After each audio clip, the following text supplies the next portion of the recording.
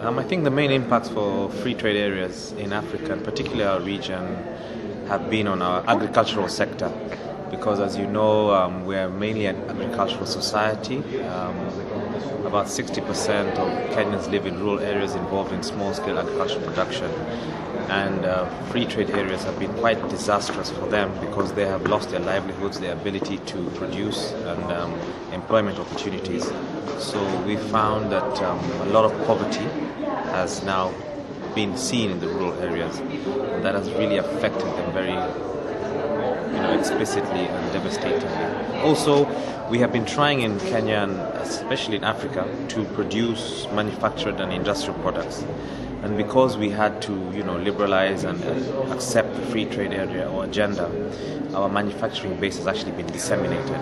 And the saddest thing is that now you have former workers who now have to sell second-hand clothes that are dumped into markets in Africa from Europe and America. I think the Europeans' agenda for these free trade areas is basically, in my view, a recolonization of African countries. I think the EU wants to be in the position to exploit and dominate African markets.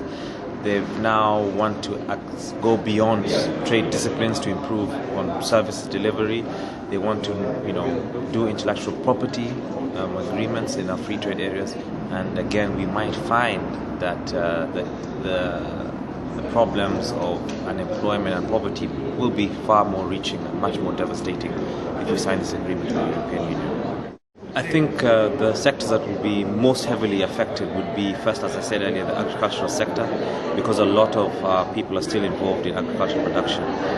And when Europe is deciding to do this free trade area, they have left agricultural subsidies out of the trade discussion. So yes, you want Africans to open their markets, and then you're still subsidizing European producers or European agriculturalists to the tune, lots of billions of euros are being poured into the agricultural sector in Europe. And then these products that are heavily subsidized will be dumped on African markets. And then this will actually put our farmers out of business. So I think we need to be very cautious and have to emphasize that it is really an unfair situation that is occurring. A very dominant partner in terms of the European Union, forcing the trade agenda, a skewed trade agenda on very poor countries developing in Africa. I think in terms of the alternatives that Europe can offer Africa, first and foremost, Europe has already offered its Latin American countries a trade agreement that does not force them to liberalize, does not force them to open up their economies to Europe as they're forcing on Africa. So the question we're asking is why this double standards, why this hypocrisy?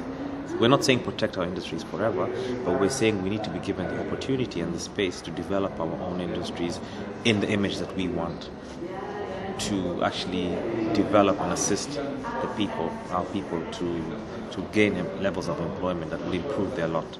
I think we'd like to see European citizens, and especially maybe the UK citizens, to stand in solidarity with Kenyan and African citizens who are actually greatly opposed to this free trade agreement that's being forced upon us by the European Union.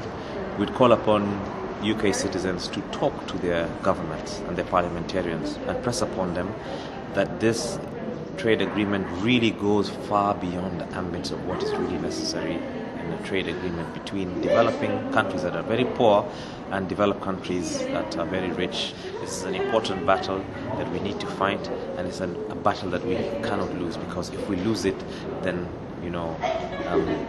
our people will go out of and will not have employment, and in some cases, some of them might actually be forced to live in abject poverty, and then has serious ramifications on the whole society and the global community at large.